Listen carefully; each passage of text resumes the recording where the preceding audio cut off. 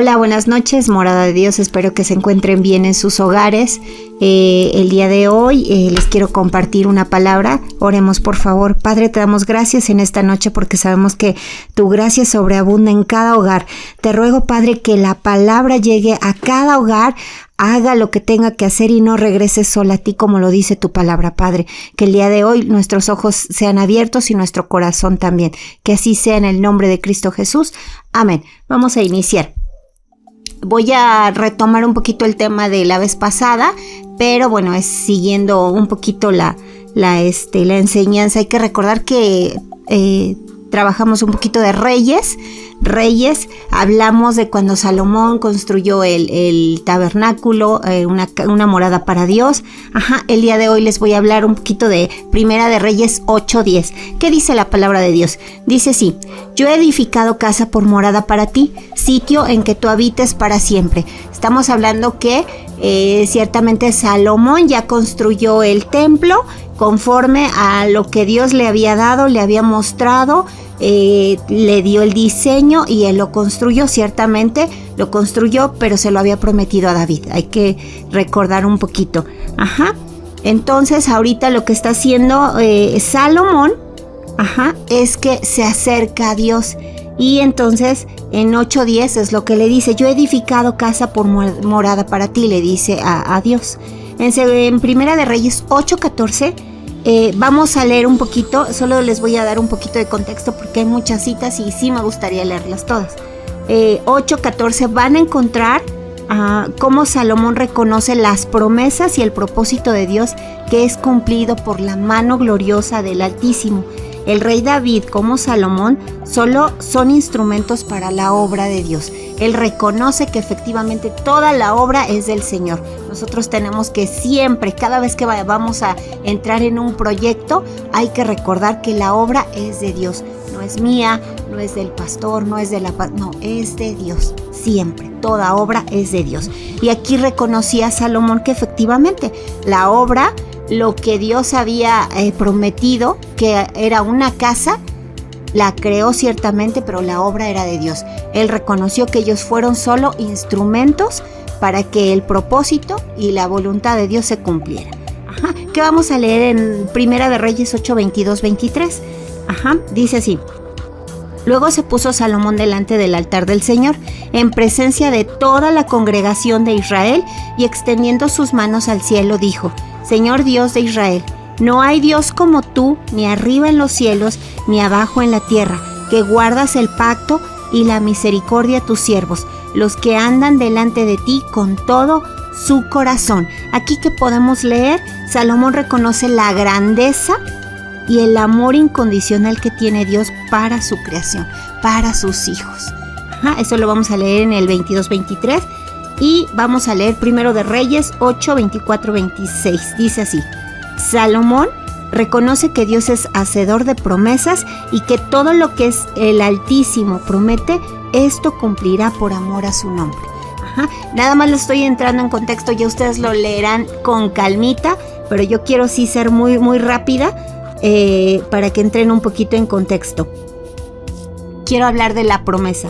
Vamos a detener un poquito. Vamos a encontrar en 2 de Samuel 7:13-16 la promesa hecha a David. Eso ya lo leen en casa y verán cuál fue la promesa. Efectivamente fue la promesa que iba a hacer que le iba a permitir que le construyera una casa a Dios, pero dijo: tú no lo vas a hacer, lo va a hacer tu hijo, y no faltará ciertamente quien se quede en el trono. Lo que Dios promete a David no es una casa terrenal. Ustedes ya lo van a leer en 2 de Samuel. No, lo que Dios promete a David no es una casa terrenal como tal. Va más allá de lo que pueden ver nuestros ojos. Lo que Dios le estaba prometiendo realmente a David es una morada eterna, donde no se destruya ni perezca. Esta casa terrenal, lo que le prometió a David, era solo una sombra de lo que había de venir en los postreros días, donde Dios se encontraría con el hombre terrenal eternamente. Ciertamente hay que recordar que algunas cosas, todas las del Antiguo Testamento, son solo sombras de lo que había de venir. Entonces, eso es lo que le estaba prometiendo a David. Ya ustedes lo leerán con todas las citas que le di, que les di qué promesa le había dado, pero bueno, en Hechos, realmente Dios no necesitaba un templo como tal, porque su naturaleza, dada a su naturaleza. Vamos a leer Hechos 7:49 para que efectivamente corroboren lo que estoy diciendo. Dice, el cielo es mi trono y la tierra el estrado de mis pies. ¿Qué casa me edificaréis? Dice el Señor. ¿O cuál es el lugar de mi reposo? Pero Dios es tan maravilloso que siempre se moverá conforme a nuestras limitaciones y necesidades, porque Él es así. Así es el Altísimo. Cuando le promete a David una casa, que construya ciertamente una casa, una morada para Dios, le está prometiendo algo más allá, pero lo que quería Dios realmente es enseñarnos. No sé si recuerdan, mi esposo siempre les ha compartido que Dios siempre se baja, digamos, a nuestro nivel, y esto no es con afán de molestar, no, sino simplemente que la naturaleza de Dios es tan divina, tan gloriosa, que nosotros no nos vamos a poder comparar a Él. Entonces Él siempre se va a bajar. No sé si en casa ustedes tengan niños, pero por ejemplo yo tengo una niña pequeña y ella siempre me pregunta, mamá, ¿cómo se hacen las sumas o las restas o las multiplicaciones? Entonces trato yo de pensar cómo le voy a enseñar a una niña de 9 años, de 8 años. No es el mismo método que a una niña de 15, 16 años, estamos de acuerdo, es totalmente diferente. Entonces lo que hago es que trato yo de pensar que me voy a bajar a su nivel, porque para enseñarle de manera que ella capte la idea o bien aprenda fácilmente. Así es Dios. Siempre se va a bajar a nuestra condición, porque tenemos limitaciones como seres humanos. Entonces siempre se va a bajar a nuestra limitación, y por eso nos pone, dice, constrúyeme una casa para que mis hijos se acerquen aquí. Realmente el motivo de construir un templo es para que Dios tuviera contacto directo con el hombre, y así el hombre se sintiera con libre acceso y pudiera entrar al templo. ¿Estamos de acuerdo? Ciertamente no todos entraban, estamos de acuerdo, eso sí ya lo sabemos, porque ya lo hemos aprendido. Entonces, pero ciertamente era una vía, el templo era una vía para que Dios se comunicara con el hombre. ¿Estamos de acuerdo? Espero que me la estén cachando. En Primera de Reyes 8:27-28 dice así: pero ¿es verdad que Dios morará sobre la tierra? He aquí que los cielos de los cielos no te pueden contener. ¿Cuánto menos esta casa que yo he edificado? Con todo tú atenderás a la oración de tu siervo y a su plegaria, oh Señor Dios mío, oyendo el clamor y la oración que tu siervo hace hoy delante de ti. ¿Estamos de acuerdo? Aquí corrobora lo que les dije. Ciertamente Dios se tenía que comunicar con el hombre. Entonces, ¿cuál era la vía? Era el templo. Ciertamente, dice, y Salomón lo entiende y dice, ciertamente no hay un templo que te contenga. No hay algo que te contenga, porque dice que los cielos de los cielos no te pueden contener, cuanto menos esta casa que yo he edificado. Estaba consciente Salomón que Dios no podía ver, si no lo puedes contener en 4 paredes, porque Él va más allá, va más allá, pero Dios lo hacía como un medio para que sus hijos se acercaran a Él. Juan 1:14, ¿qué dice el Nuevo Testamento? Dice así: y aquel verbo fue hecho carne y habitó entre nosotros, y vimos su gloria como del unigénito del Padre, lleno de gracia y de verdad, y habitó entre nosotros. ¿De quién estamos hablando? Nada más y nada menos que de Jesucristo.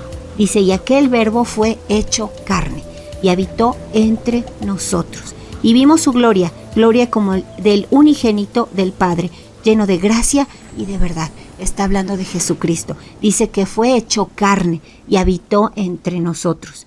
Juan 1:18, que dice, a Dios nadie le vio jamás, el unigénito Hijo que está en el seno del Padre, Él le ha dado a conocer. Ciertamente hay que recordar que estamos hablando del templo, ciertamente, pero yo les dije en un inicio, Dios quería darnos algo más. A David le había prometido algo más, no solo un templo hecho de manos de... No, era realmente una promesa maravillosa. ¿Y cuál era? Era Jesucristo. Él era el templo que iba a ser la vía perfecta entre el hombre y Dios. Es el templo perfecto para que el hombre y Dios se unan de manera íntima, que haya una oración, haya explosión, y la vía era Jesucristo. Así como le dijo a David, haz un templo para que mis hijos se acerquen y entonces yo pueda escucharlos, porque ya van a escuchar a Salomón cuando lean, dice, es que aquellos que volteen a ver el templo que yo te hice, esta casa para ti, Señor, entonces tú los perdonarás. Si hay enemigos, entonces tú los salvarás si ellos voltean a ver este templo. ¿Se dan cuenta? Entonces efectivamente era la vía entre Dios y los hombres, el templo. Ciertamente Dios había pensado algo más. Dice así: Dios hizo su morada aquí en la tierra para habitar con los hombres, y eso fue por medio de Jesucristo. Juan 2:19-21 dice así: respondió Jesús y les dijo, destruid este templo y en 3 días lo levantaré. Dijeron luego los judíos, en 46 años fue edificado este templo, y tú en 3 días lo levantarás. Mas él hablaba del templo de su cuerpo. Estamos hablando que la obra perfecta se cumplió cuando Jesucristo fue crucificado y resucitó al 3er día. La obra estaba totalmente completa. Por eso dice, al 3er día yo lo haré. Y estos hombres decían, es el templo, es la piedra. No, Jesucristo estaba hablando del templo. Por eso era la promesa maravillosa que Dios le había hecho a David. ¿Qué dice? Jesús estaba hablando, se estaba refiriendo, en arquitectura hay un concepto que se llama naos. ¿Esto qué quiere decir? Quiere decir que es una recámara interior, es un lugar apartado, es un lugar muy apartado, es algo muy escondido. A eso se refería Jesús, a algo muy íntimo, al santísimo lugar, que era Jesucristo mismo, donde los hombres podían entrar plenamente y tener libre acceso al Altísimo. Segunda de Pedro 1:4, ¿qué dice? Dice así: por medio de los cuales nos ha dado preciosas y grandísimas promesas, para que por ellas llegaseis a ser participantes de la naturaleza divina, habiendo huido de la corrupción que hay en el mundo a causa de la concupiscencia.